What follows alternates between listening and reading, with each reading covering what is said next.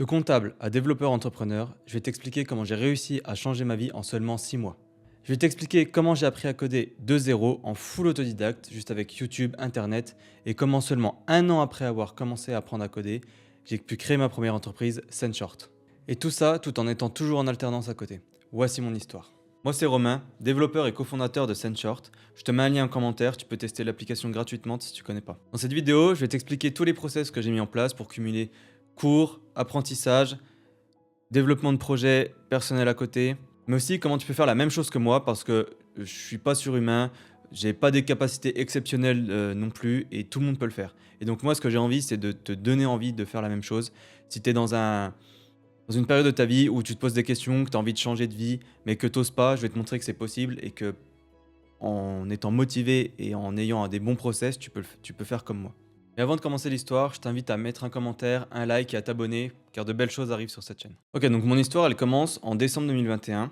À l'époque, je suis en master de comptabilité et je suis en 4e année exactement.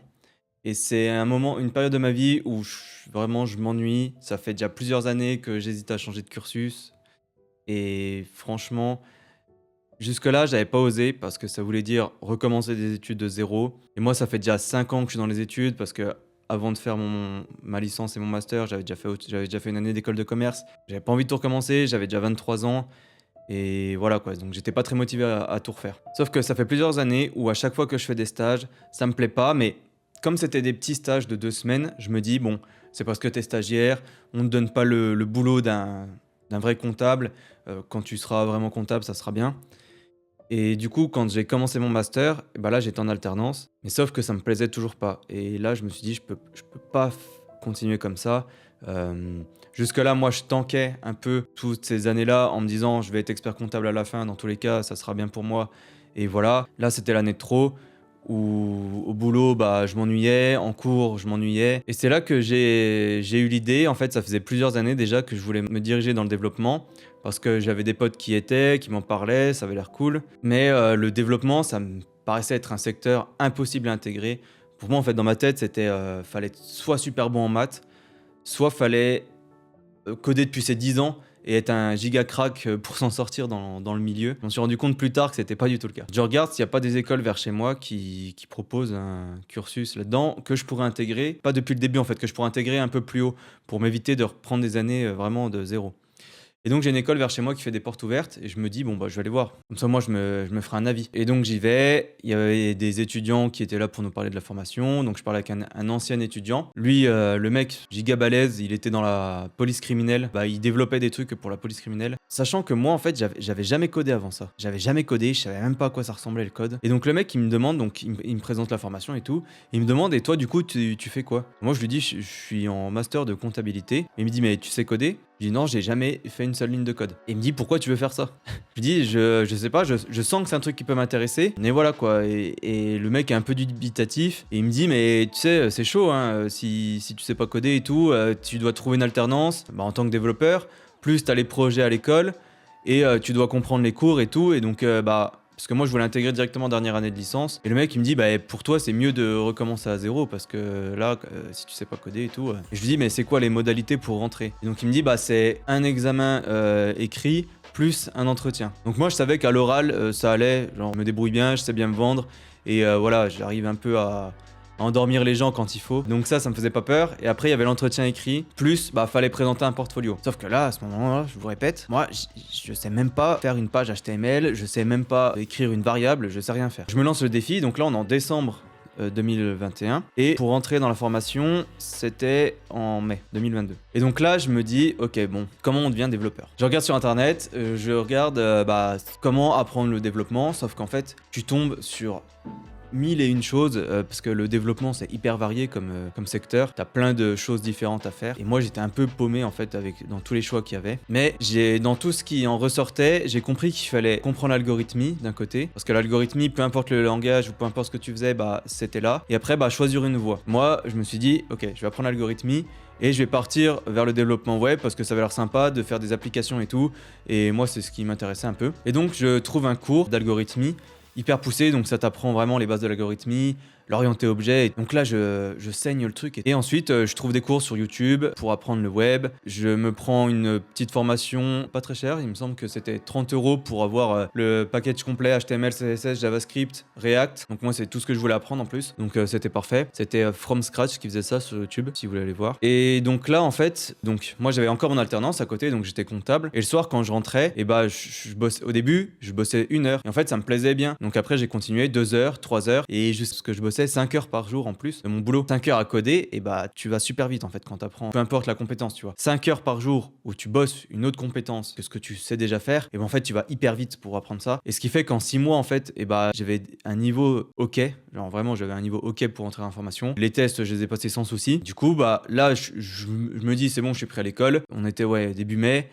J'ai continué un peu de coder en juin, mais après, tout l'été, j'ai arrêté, j'ai pas retouché au code. Et ensuite, il fallait que je trouve une alternance après être pris dans l'école. Et là, le problème, c'est que va trouver une entreprise qui prend un développeur, alors que j'avais pas d'expérience du tout. J'avais réussi à faire un portfolio rapidos, histoire de dire, voilà, j'ai ça à présenter, et basta. Et j'ai réussi à trouver une entreprise donc, qui m'appelle et tout, parce que pour trouver mon entreprise, du coup, j'ai vraiment postulé, je pense, dans littéralement toutes les entreprises où il y avait un secteur développement de ma ville. Genre vraiment toutes. J'ai envoyé des mails partout, j'ai relancé partout. Et donc, il y en a une un jour qui me rappelle, qui me dit, bon, bah voilà, on est intéressé par votre profil et tout, vous voulez faire un entretien. Et je savais que si j'arrivais à avoir l'entretien, après, moi, c'était quasiment bon. Parce que l'entretien, voilà, je sais bien parler, l'entretien, ça me dérange pas du tout. Et donc, je vais à l'entretien, il me fait faire un petit test technique, hyper simple le truc. Le mec, il me dit direct, bon bah voilà, vous êtes pris. Donc là, soulagement, j'avais mon école plus mon alternance, c'est bon, j'étais tranquille pour l'été. Donc à la rentrée, j'arrive en cours, et là, je me rends compte qu'en fait, 2 mois, ce que j'ai vraiment l'impression d'être le plus nul de la classe, quoi. Et là, je me dis, c'est pas possible, je peux pas être le plus mauvais de la classe, faut vraiment que je tryhard et que je rattrape mon niveau. Et donc là, je me dis, faut que je rattrape le retard. Et donc comment j'ai fait ça? Et bah là, j'ai repris mon rythme. Donc j'avais la journée, je bossais dans mon entreprise, donc en tant que développeur maintenant, où du coup, j'apprenais un peu le développement là-bas. Et le soir, je rentrais et là, bam, je me renchaînais 5 heures de développement. De base, j'ai pas perfectionné mes compétences en web. Je pensais que je savais faire du web en fait, alors que je savais pas du tout. Du coup, j'ai appris Python. Parce que Python, ça m'intéressait bien, du coup, pour faire tout ce qui était bot, etc. Et pour les cours, on devait faire une app mobile. Et du coup, j'ai dû apprendre Symfony plus React Native. Et donc, tous les soirs, je cravachais. PHP, j'avais jamais fait. Python, jamais fait non plus. Donc, j'ai tout cravaché. Donc, je travaillais 5 heures par soir en plus les week-ends, je travaillais samedi, dimanche. Et ce qui fait qu'en 2 mois, en fait, j'ai vraiment, en 2 mois, comme ça, plus les cours, plus le boulot, et j'ai rattrapé tout mon retard. Et en fait, limite, j'étais devenu le meilleur dev de la classe, quoi. Parce que les autres, en fait, eux, ils codent pas à côté. Les autres, ils font leur taf. Et au bout de 7 heures, en fait, ils rentrent chez eux et ils codent pas. Et le problème, c'est qu'au taf, ils apprenaient des choses, mais pas énormément. Alors que moi, proportionnellement, j'apprenais les mêmes choses qu'au taf. Mais du coup, le soir, en rentrant chez moi, j'apprenais 4 fois plus qu'eux, quoi. En même temps, ça me titille parce que moi, j'ai toujours aimé faire des petits trucs à côté et tout. Et j'ai envie d'essayer de faire un premier projet code, quoi. Maintenant, je me dis, je sais coder, autant l'utiliser pour faire un projet. À ce moment-là, moi, je suis encore en contact avec un mec, il s'appelle Vincent Alonzi. Je vous mets sa chaîne YouTube dans la description parce qu'il a une chaîne YouTube également. Et ça fait pas mal d'années qu'on se côtoie, parce qu'on traîne sur les mêmes Discord et tout. Et il habitait pas loin de chez moi, et donc un jour on décide de se rencontrer. Et là le contact il passe bien et tout. Et donc on se dit à l'occasion on fera un truc ensemble. Et là l'occasion se présente parce que du coup à ce moment-là TikTok c'est en plein essor et on voit qu'il y a beaucoup de créateurs qui se mettent sur TikTok, que ça prend bien. Et nous on se dit pourquoi on ferait pas quelque chose pour aider ces créateurs-là, à leur simplifier la vie. Et donc on se dit pourquoi on ferait pas une app où en fait les créateurs ils pourraient mettre leurs vidéos qu'ils ont déjà fait. En fait eux ils ont déjà fait leur vidéo pour YouTube, elle existe déjà cette vidéo. Mais ils prennent pas le temps en fait d'en reprendre des morceaux qui pourraient remettre sur les réseaux sociaux pour se développer encore plus. Et donc nous on se dit on va permettre à ces créateurs là de directement mettre leur vidéo YouTube sur notre app et que ça leur fasse des shorts. Et donc on se dit ça cogite un peu, on se dit ça, on est janvier 2023, le temps que ça cogite, tu vois, qu'on fasse un peu nos recherches de notre côté, parce que nous de base on voulait tester de se faire un bot pour nous qui créait des comptes automatiquement sur TikTok et qui upload des vidéos en masse. Donc on a commencé par faire ça et ensuite une fois que ça marchait, on s'est dit là on va le transformer en SaaS. Et donc là on est avril 2023 et moi donc la dernière expérience que j'ai pour une web app, c'est la petite web app que j'avais fait en décembre 2022 où c'est encore un peu bancal et tout. Et donc je me dis là pour arriver à faire un SaaS correct, faut que je prenne une vraie formation. Et donc là je trouve une formation donc pour apprendre à coder vraiment dans du web avec Next.js pour ceux qui connaissent. Et donc là suite à cette formation bon, je tryhard la formation pendant un mois et ensuite, une fois que j'ai fini, je me dis bon, allez, c'est bon, je me lance, je sais faire et au pire, même s'il y a des trucs que je connais pas, et bah j'apprendrai sur le temps. Et donc, en mai 2023, on décide de commencer à développer Sendshort. Le truc, c'est que moi, ça fait que un an et demi que je code, mais que je code quoi. J'ai pas de niveau de ouf. Et donc, à côté de ça, donc j'ai toujours mon alternance, j'ai mes cours, mais ça me plaît de me dire, ok, j'ai un vrai projet qui pourrait être créé à côté. Donc là, moi, je me bute avec les cours, plus le taf, plus le projet. Je pense, je dois travailler 90 heures par semaine, je pense. Je fais 9 heures au boulot, 17h30. Je rentre chez moi à 18h et je termine de coder vers 1h du matin, 2h, plus les week-ends. Et ce qui fait que, en fait, ça plus le taf, en fait, je progresse à une allure monstrueuse. Notre but, c'est de lancer début juillet. Et 2 semaines avant le lancement, moi, je demande à la team, donc avec Vincent et Hugo qui nous ont rejoint au milieu, si on peut rajouter Axel. Donc Axel, c'est une personne qui est en cours avec moi. Et à chaque fois que je code, je suis assis à côté de lui. Il me donne des conseils sur comment je devrais faire tel ou tel truc. Et à chaque fois, c'est assez pertinent ce qu'il me dit. Et Axel, je le vois, c'est un bosseur. Lui, il a envie de faire des projets aussi et tout. Et donc, je dis à mes 2 autres associés, ça serait pas mal qu'on l'intègre avec nous dans la team parce que pour moi, vu que je suis encore alternant et voilà, que je bosse à côté, je suis à la mi-temps sur le projet et c'est très compliqué. Il y a énormément de choses à faire et très compliqué d'avancer tout seul dessus. Et donc, on rajoute Axel 2 semaines avant le lancement. Et Axel, il fait un boulot monstrueux. Et le début juillet, on lance. Énorme stress de mon côté. C'est la première fois que je sors une app comme ça. Je me demande si ça va prendre, si ça va pas prendre, si les gens ils vont aimer, s'il va y avoir des problèmes. Et on sort un énorme thread où on explique vraiment qui on est, pourquoi on fait ça, comment ça marche. Et les gens, ils adorent. Les gens, ils adorent à tel point qu'on a des utilisateurs le premier jour, on a des clients même le premier jour, et nous, on est trop contents, quoi. Tout ce travail, et au final, on voit que ça plaît, et ça nous motive encore plus à continuer. Et donc là, le truc, c'est qu'on sort là, et il nous manquait 2-3 trucs pour vraiment que ça soit cool au lancement. Donc là, on fait 2 semaines où vraiment on travaille à mort, et on rajoute ces quelques trucs qui font que l'app, elle est beaucoup mieux, mais en 2 semaines, l'app, elle passe un pas, quoi. Et là, les gens, ils adorent, et ils voient qu'en 2 semaines, on a fait un énorme boulot. Et là, les gens ils se disent ah ouais d'accord, ok, Sendshort c'est ça. Et là la sauce prend et on est content du taf, on est content des retours. Aujourd'hui on est actuellement fin mars, on est le 31 mars et 9 mois après le début de Sendshort, c'est une des meilleures choses que j'ai pu faire dans ma vie. J'ai appris tellement de choses grâce à ce projet.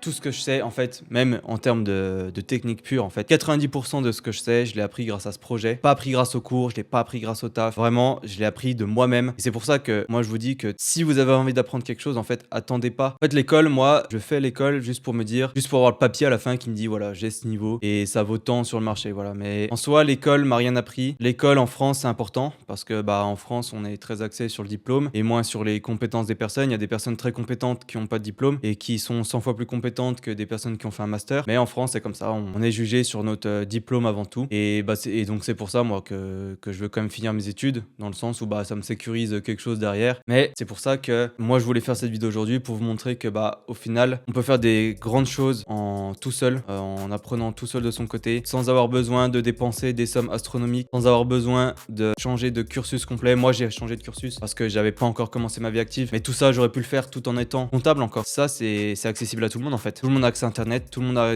accès à une connexion Internet en France. Et si vous avez envie d'apprendre quelque chose, vous avez envie d'apprendre le graphisme, vous avez envie d'apprendre le montage vidéo, vous avez envie d'apprendre le marketing, tout ça, c'est disponible gratuitement sur Internet. Il y a énormément de ressources. Et en fait, si vous voulez changer de vie, c'est juste vous, votre seul obstacle en fait. Et vous et votre motivation et votre discipline. Même si vous faites que 30 minutes ou 1 heure, moi j'ai fait 5 heures, mais vous n'avez pas besoin de faire 5 heures. Rien que 1 heure par jour en fait, c'est énorme ramené sur l'année et vous allez vraiment prendre un niveau de malade juste avec 1 heure de travail par jour. Et c'est peut-être juste cette heure-là, 1 heure dans une journée, tu vois, c'est quoi? C'est 1 heure en moins sur ton téléphone à regarder les réseaux sociaux, 1 heure en moins à regarder la télé peut-être. Au début, ça va être un peu dur, donc tu peux juste faire 30 minutes et tu vas voir que quand tu vas commencer à aimer la discipline dans laquelle tu veux progresser, et le temps en fait que tu vas passer dessus, il va augmenter tout seul, même sans te forcer. Si vous voulez changer votre vie, faut mettre ces efforts-là, faut les faire et vous en remercierez plus tard. Et donc pour tous ceux qui sont arrivés jusqu'ici, jusqu'à la fin de cette vidéo, qui doutent, qui n'ont pas confiance en eux, qui pensent que c'est pas possible ou qui osent pas faire le changement, moi je suis la preuve que c'est possible. Moi, juste ce que j'avais en plus que les autres, c'était la motivation et la détermination de vouloir changer. Je suis pas performant en maths, je suis pas le meilleur en algorithme, je suis pas le meilleur entrepreneur, je suis pas le meilleur en marketing et pourtant ça m'a pas empêché de faire les choses. Cette vidéo, c'est la première vidéo que je fais sur ma chaîne. Par rapport aux prochaines sûrement, parce que oui, il y en aura d'autres. Elle sera sûrement mauvaise, mais ça m'a pas empêché d'allumer ma caméra, d'allumer mon micro et de vous filmer ça. Et donc dans la vie, il faut oser, il faut faire les choses et c'est comme ça que vous vous en sortirez comme vous voulez. C'était Romain, de belles choses arrivent sur la chaîne, alors mettez un like, un commentaire et on se retrouve pour la prochaine vidéo.